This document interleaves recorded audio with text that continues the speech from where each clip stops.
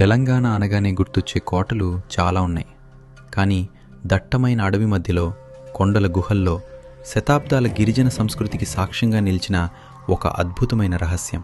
శతాబ్దాల క్రితం గిరిజన రాజుల శౌర్యానికి సాక్ష్యంగా నిలిచిన ఈ ప్రదేశం ఇప్పుడు రాళ్ళు, శిథిలాలు మరియు మర్చిపోయిన కథల సమాహారంగా మిగిలిపోయింది. మంచిర్యాల జిల్లా మందమర్రి అడవుల్లో ఉన్న ఈ కోట పేరు గాంధారి కిలా. కానీ ఈ కిల్లా పేరులోని గాంధారి ఎవరు? ఇది మహాభారతంలోని గాంధారితో సంబంధమా, లేక కాలగర్భంలో కలిసిపోయిన మరొక రహస్య చరిత్రనా?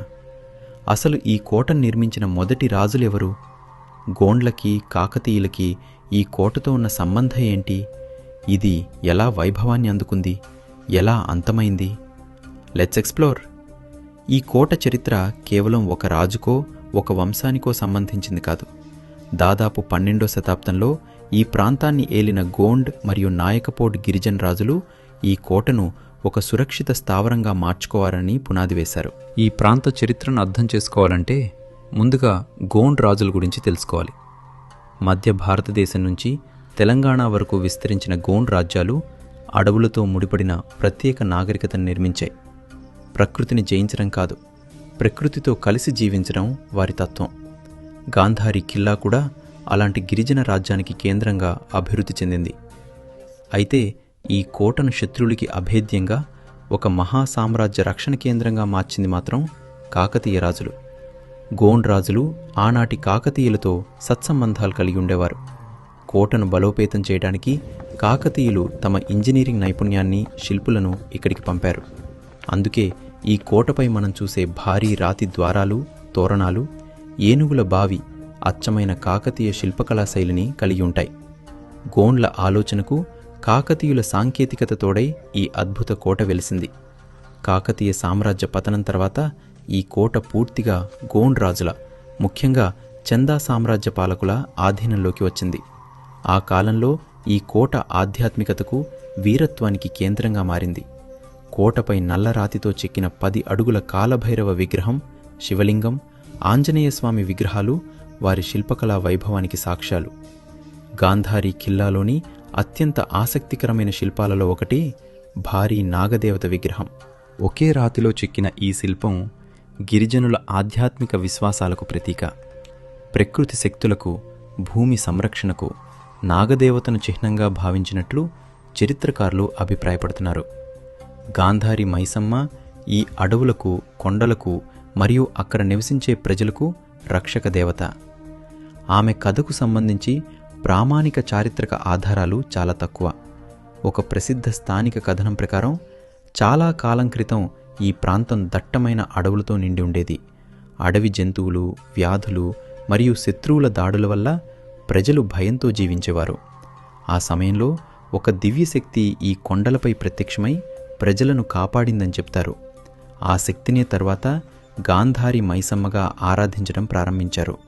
కొంతమంది దీన్ని మహాభారతంలోని గాంధారితో అనుసంధానిస్తారు.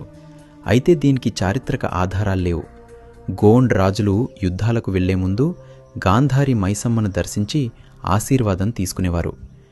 అయితే ప్రతి సామ్రాజ్యానికి ఒక అస్తమయం ఉంటుంది. కాకతీయ సామ్రాజ్యం పతనమైన తర్వాత దక్కన్ ప్రాంతంలో రాజకీయ అస్థిరత పెరిగింది. కొత్త సుల్తాన్లు, కొత్త రాజ్యాలు, కొత్త యుద్ధాలు ప్రారంభమయ్యాయి. వాణిజ్య మార్గాలు మారిపోయాయి. అధికార కేంద్రాలు ఇతర ప్రాంతాలకు తరలిపోయాయి. అడవుల మధ్య ఉన్న గాంధారి కిల్లా తన వ్యూహాత్మక ప్రాముఖ్యతను క్రమంగా కోల్పోయింది. కాలక్రమేణా గోండ్ రాజుల ప్రభావం తగ్గిపోయింది. కోటలో నివసించిన కుటుంబాలు ఇతర ప్రాంతాలకు వెళ్ళిపోయాయి. అడవులు నెమ్మదిగా కోటను తిరిగి తమ ఒడిలోకి తీసుకున్నాయి. గోడలపై పెరిగిన మొక్కలు, ప్రకృతి తన హక్కును తిరిగి స్వాధీనం చేసుకున్నట్టు కనిపిస్తాయి.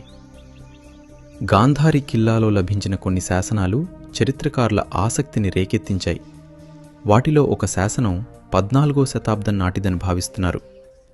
ఈ శాసనాలు ఆ కాలంలోని పాలకులు, సామాజిక జీవనం మరియు మతపరమైన ఆచారాల గురించి విలువైన సమాచారాన్ని అందిస్తున్నాయి.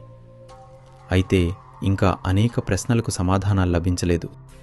ఈ కోట కేవలం రాళ్ల కట్టడం కాదు, గిరిజనుల గుండె చప్పుడు.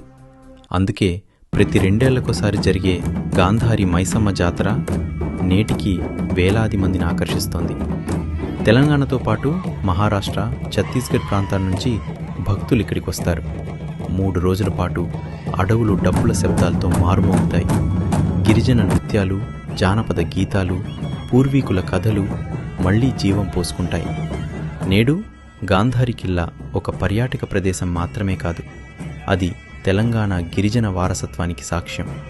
ప్రతి సంవత్సరం వేలాది మంది ఇక్కడికి వచ్చి చరిత్రను, ప్రకృతిని మరియు సంస్కృతిని ఒకేసారి అనుభవిస్తున్నారు. చరిత్రలో దాగిపోయిన ఇలాంటి మరెన్నో రహస్యాలను తెలుసుకోవాలంటే ఈ వీడియోను లైక్ చేయండి, మీ స్నేహితులతో షేర్ చేయండి, ఛానల్ను సబ్స్క్రైబ్ చేసి బెల్ ఐకాన్ను ఆన్ చేయడం మర్చిపోవద్దు. ఎందుకంటే కాలం మర్చిపోయిన ప్రతి కథను మనం మళ్ళీ వెలుగులోకి తీసుకురాబోతున్నాం.